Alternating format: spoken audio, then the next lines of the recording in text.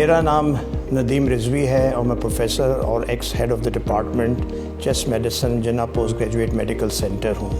آج ساری دنیا میں ورلڈ ایستھما ڈے منایا جا رہا ہے۔ اس ڈے کو منانے کا بنیادی مقصد یہ ہے کہ عام آدمیوں میں اور خاص طور پہ دمے کے مریضوں میں اس کے متعلق آگاہی پیدا کی جائے۔ دمہ کیونکہ ایک دائمی مرض ہے، اس میں بہت ضروری ہے کہ مریضوں کو اپنے مرض کے بارے میں معلومات حاصل ہوں۔ جب انہیں اپنے مرض کے بارے میں پتہ ہوتا ہے تو پھر وہ بہتر احتیاطی تدابیر اختیار کر سکتے ہیں اور بہتر اس کا علاج کر سکتے ہیں۔ دمہ بنیادی طور پہ سانس کی نالیوں کی سوزش ہے، جس کی وجہ سے سانس کی نالیاں سکڑ جاتی ہیں اور اکثر لوگوں کو سانس لینے میں دشواری ہوتی ہے یا کھانسی کے دورے پڑتے ہیں یا بعض اوقات سانس میں سی کی آواز آنے لگتی ہے جس کو ہم ویزنگ کہتے ہیں۔ یاد رکھیے گا کہ ضروری نہیں ہے کہ ایک انسان میں یہ تینوں علامات ایک ہی وقت میں موجود ہوں۔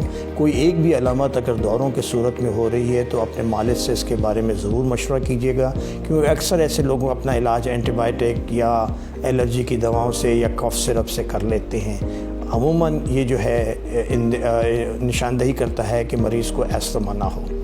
جہاں تک ایستھما کے علاج کا تعلق ہے تو یاد رکھیے گا کہ علاج کے دو بیسک پرنسپل ہیں، دو اصول ہیں۔ ایک تو ان چیزوں سے بچنے کی کوشش کیجیے جن کی وجہ سے آپ کو سانس کا دورہ پڑتا ہے، خاص طور پہ مٹی، دھواں، گرد و غبار۔ دوسرا سب سے بڑا ہے کہ تمباکو نوشی نہ تو خود کیجیے اور نہ ہی اپنے سامنے کسی کو تمباکو نوشی کی اجازت دیجیے۔ اس جگہ پہ نہ جائیے جہاں پر تمباکو نوشی ہو رہی ہے۔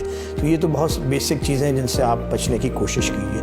اور دوسرا اپنا علاج جو ہے وہ باقاعدگی سے استعمال کیجیے۔ علاج جو ہے یاد رکھیے گا کہ اللہ نے ایک راستہ بنایا ہوا جس سے دوا سیدھی سانس کی نالی میں ڈالی جا سکتی ہے، نہ انہیلر کے تھرو۔ لیکن انہیلر کے خلاف ہمارے ہاں بہت سارے غلط خیالات ہیں۔ انہیلر جو ہے وہ بنیادی طریقہ علاج ہے دمے میں، کیونکہ اس سے بہت کم دوا سے ہم اپنا مقصد حاصل کر لیتے ہیں اور ضمنی اثرات بھی نہیں ہوتے۔ تو دمے کا علاج جو ہے وہ انہیلر سے سب سے بہتر ہے۔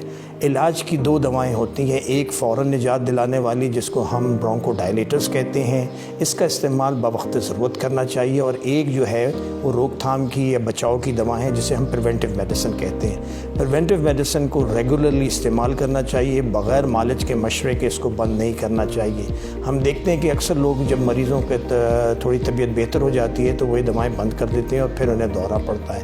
تو یاد رکھیے گا کہ انہیلر سے دوائیں لیجیے دمے کی، اور پریونٹیو میڈیسن اپنے ڈاکٹر سے معلوم کیجیے اور اس کو بند نہ کیجیے گا بغیر مشورے کے۔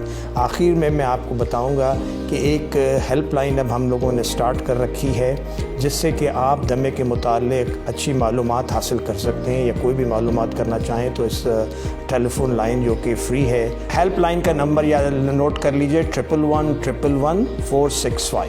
آخر میں سب سننے والوں کو ایک میسج دینا چاہوں گا کہ اگر آپ کو بتایا جائے کہ آپ کو دمہ ہے تو اس سے خوف نہ کھائیے گا۔ دمے کا علاج اگر باقاعدگی سے کریں اور کچھ پرہیز کر لیں تو یاد رکھیے گا کہ ایک بھرپور نارمل زندگی گزار سکتے ہیں۔ دنیا میں ایسے بہت سارے ایتھلیٹس ہیں جنہوں نے دنیا میں اپنا نام پیدا کیا ہے اور انہیں دمے کی شکایت تھی۔ تو کوئی وجہ نہیں کہ باقاعدگی کے علاج سے آپ ایک نارمل اور بھرپور زندگی نہ گزار سکیں۔